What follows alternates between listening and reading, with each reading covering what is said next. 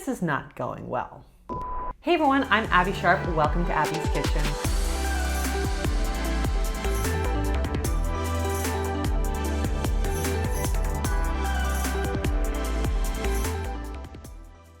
Today's video is sponsored by A2 Milk, and we'll be reviewing another Harper's Bazaar Food Diaries video and taking a look at everything that Ayesha Curry eats in a day.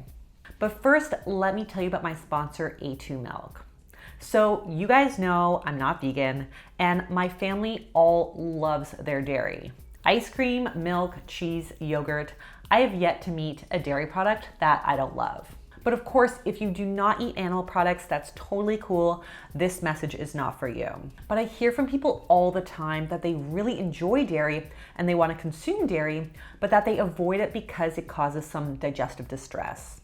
And while for a lot of folks, this could be the lactose causing the issue, for others, it's actually a unique protein found in most commercial dairy products called the A1 beta-casein protein. So I was really excited when A2 Milk finally launched in Canada because I know that it's allowed so many people to enjoy dairy again without the digestive discomfort. It has the exact same calcium and other essential nutrients found in traditional milk, but it lacks the A1 protein that can be triggering for some people. So A2 Milk is 100% Canadian fresh and delicious milk. So if you're a dairy lover like me, or someone who has stayed away because of tummy troubles, definitely give A2 Milk a try. So you can pick it up at any of your major grocery retailers, and check out my link in the description for some more information. Okay, now before we get into it, feel free to pause the screen or look at the description to check out my disclaimer, including a trigger warning to those with current or previous experiences with disordered eating. I will be talking about macros and calories and all sorts of things, so of course, feel free to skip this video if it's not supportive to your journey. And if you're new here, do not forget to subscribe to my channel and ring that little bell so that you never miss out on an episode. Alrighty folks, let's jump in.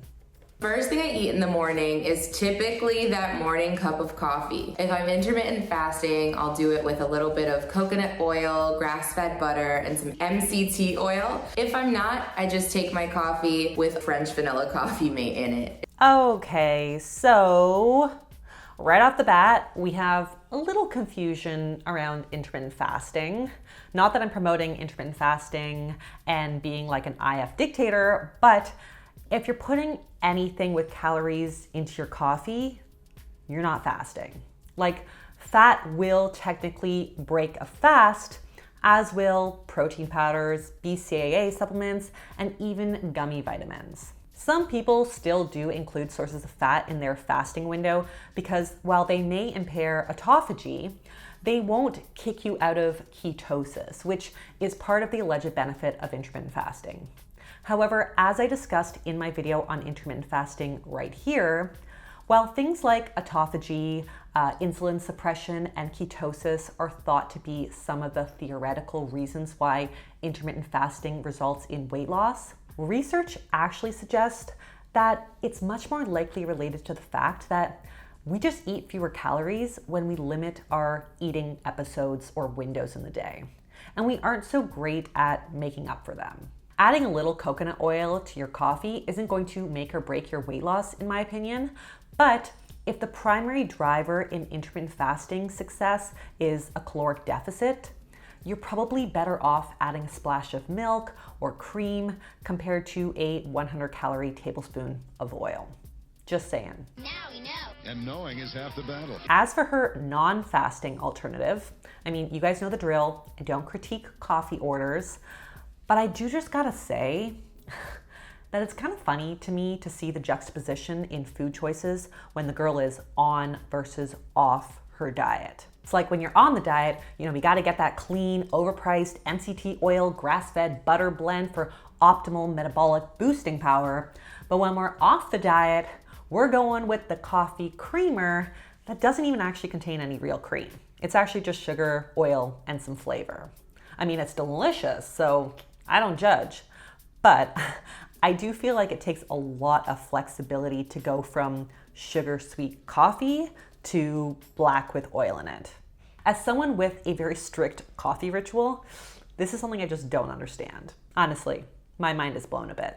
But honestly, if you guys are able to go from sugar sweet coffee to black coffee at a moment's notice without feeling like you're being deprived in some way, please let me know in the comments below. I just don't understand how this works personally.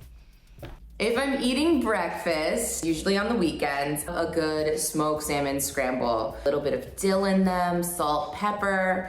I toss in the smoked salmon, corn, and shallot, and I just love that stuff. Okay, I gotta say, I'm a little turned off by the "if I'm eating breakfast" statement. When I hear something like that, where someone only eats breakfast on the weekend, it tells me that they probably enjoy breakfast and their body could probably use breakfasts, but there's some explicit restriction going on.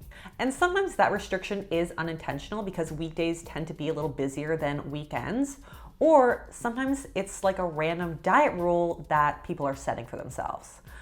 I'm gonna guess that it's the latter with Ayesha, since she did kick off this interview talking about her intermittent fasting regimen. As for her scramble, this does sound delicious. So we got fat and protein in the salmon and eggs, but I would love to see this served with maybe some toast or some roasted breakfast potatoes for some fiber-rich carbs in there. Your traditional ackee and saltfish breakfast with fried dumplings. So it's just this salted cod and you fry it up with onions and peppers, put in the canned ackee, and then make some little fried dumplings. Side of plantain, fried. Okay, so I love that she's representing her heritage here with this classic Jamaican breakfast spread. And I would also say that it's relatively well balanced. So we've got protein in the salted fish, fiber in the ackee and plantain, and some fat in the oil that it's cooked in. Now, I really don't want to try to appropriate a traditional classic dish, and sometimes you just gotta enjoy a dish as it's traditionally meant to be. But I would say if it was my breakfast, I would probably use the opportunity of like this kind of scramble situation to bump up the veggie action by just throwing in maybe a few more colorful veggies just to, add that to the fry up. I usually like to drink a big 32-ounce cup of hot water. I'm not a huge fan of ice water. I don't know why. I just love good hot water. Okay, so like coffee, I don't really care how you take your water. All water is good water to me. So I say drink your water in whatever form will be most incentivizing. But is there a benefit to drinking cold water versus hot water? Well, it depends on your goals. So one study found that drinking hot fluids was more effective at providing quick lasting relief from a runny nose, cough, sore throat, and fatigue when compared to cold or room temperature water, which is probably why we crave like a nice warm beverage when we're not feeling so great. On the other hand, there is some research to suggest that drinking cold water may help to improve athletic performance and endurance. And there are even some small studies that suggest that drinking cold or room temperature water may result in a teeny tiny slight boost in energy expenditure. But I would say that the difference in real life is likely negligible and not enough to make any kind of measurable impact on your weight or your health. But it sounds to me that this is just how Ayesha likes her water, so sounds great to me. I really struggle with lunch. I make sure that the kids are fed and I slip off and forget to have lunch. If I am having lunch post-workout, arugula or spinach salad, seared protein on the side, some shrimp, tuna, salmon, poppy seed dressing, a little bit of red onion, chocolate protein shake. Again, not a fan of the "if I'm having lunch" statement. I mean, I'm a mom too, so I totally understand the drive as a mom to want to take care of our kids' needs first. But mama, you also need some fuel in that tank, regardless of whether or not you worked out that day. Especially if Ayesha is skipping breakfast.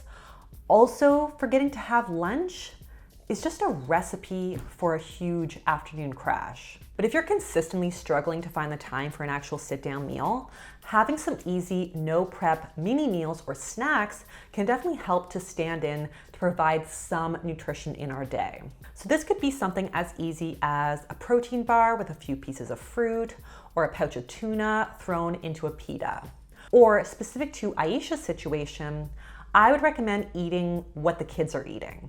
So if you're making sandwiches for the kids, just add another one into the assembly line.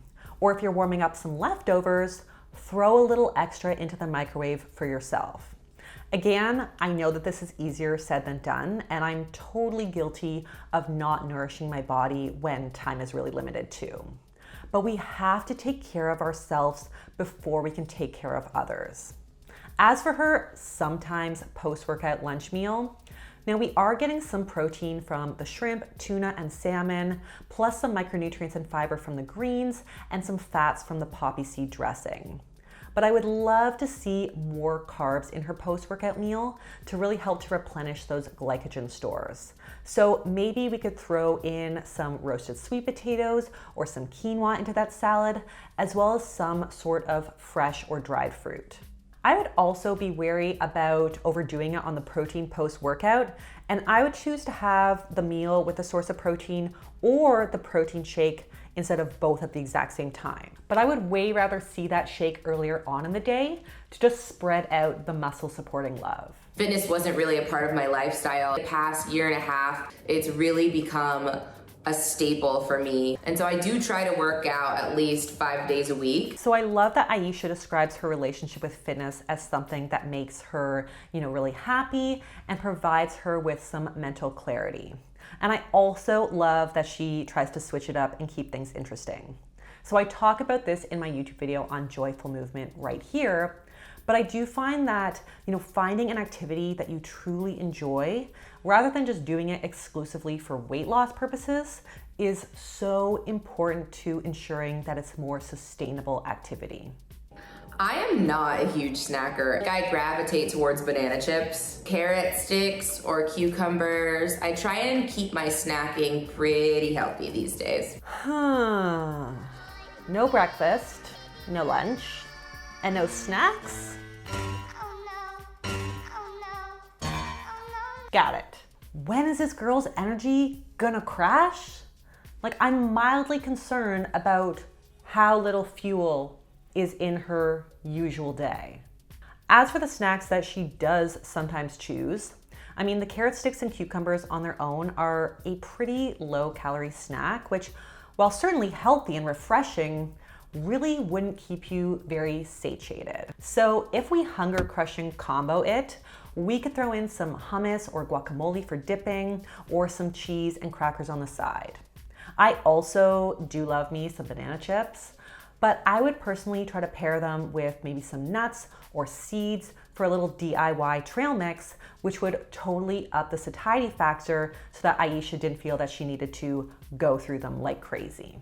My absolute favorite meal to cook, oxtail, rice and peas, and fried plantain. That is the food that I grew up with, and it just brings me so much comfort and joy when I make it, because it reminds me of my family and just makes me feel like I'm close to them. So this to me is just such a great reminder of the importance of food in preserving cultural identity, and it's really nice that she can maintain some of her family's traditions despite being so far away from her hometown. And I love that she's a fellow Torontonian. Represent! Look at this, we created this. Yeah, we do have some really awesome Jamaican food here. Typically like to eat dinner around 7. We check in with each other, see how our day was going. Dinner for us these days looks fast, simple, and easy.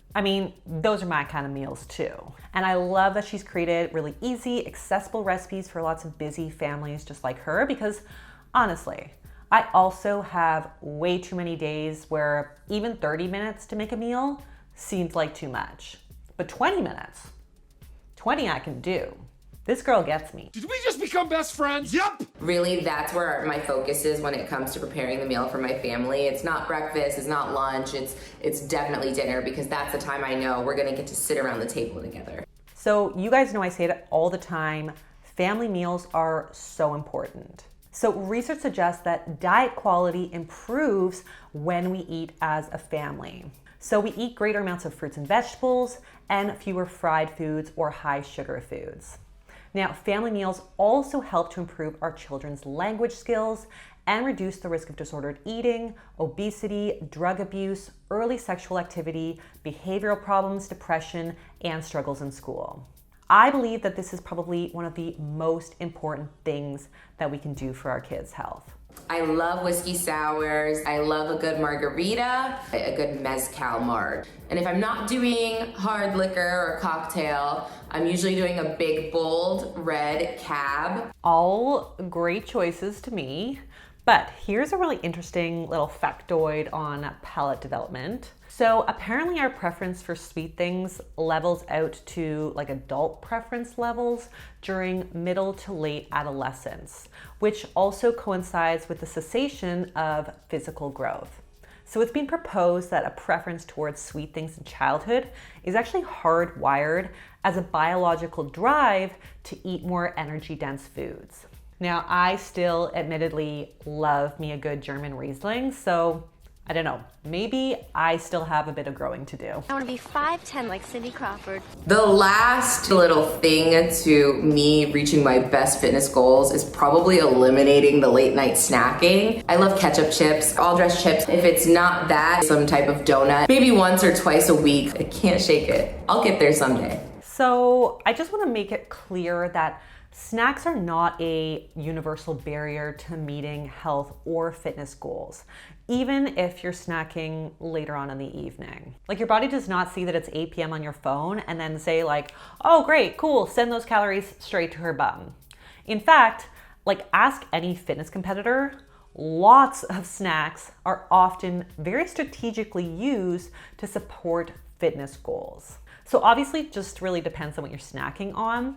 And typically we do tend to gravitate towards more processed, higher calorie foods like chips or sweets at the end of the day when we're a little more tired or our willpower is down. But based on this interview so far, it's clear that Ayesha often skips breakfast because she's intermittent fasting and skips lunch because she forgets.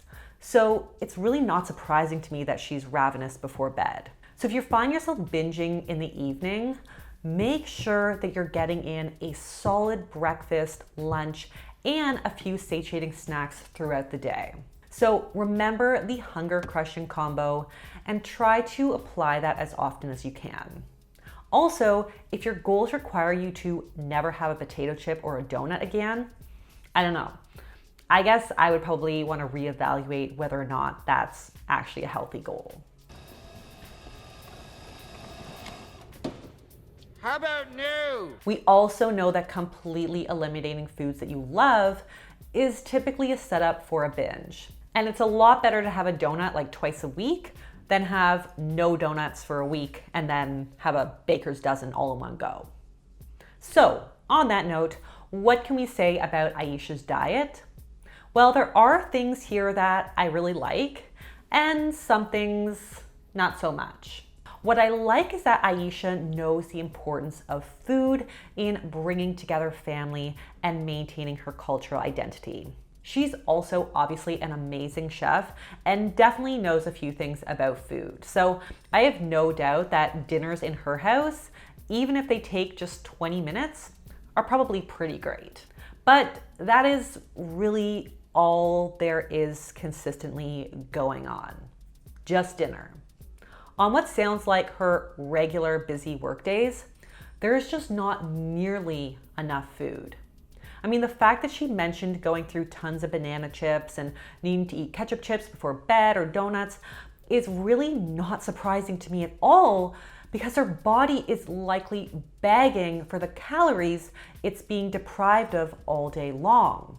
Now, had Ayesha had breakfast and lunch every day, and not just on the weekends or on days she doesn't forget, she probably would be able to get to dinner with a normal size appetite and then not have to play calorie catch up in the hours leading up to bed. This is such a common cycle that I see people, especially women, fall into, where really they restrict all day, either consciously or unconsciously, and then they overeat after dinner, only to then not have an appetite in the morning again to justify further restriction. And honestly, one of my favorite parts of this interview was Ayesha waxing poetic about the importance of family dinner. And if she'd only just apply that same enthusiasm to the other 2 meals of the day, she would probably be able to see better blood sugar, appetite, and energy levels all day long. And she might actually be better able to meet her fitness goals because she isn't getting to 9 p.m. needing to DoorDash donuts. So the moral of today's story is really to invest in your body's nutritional needs.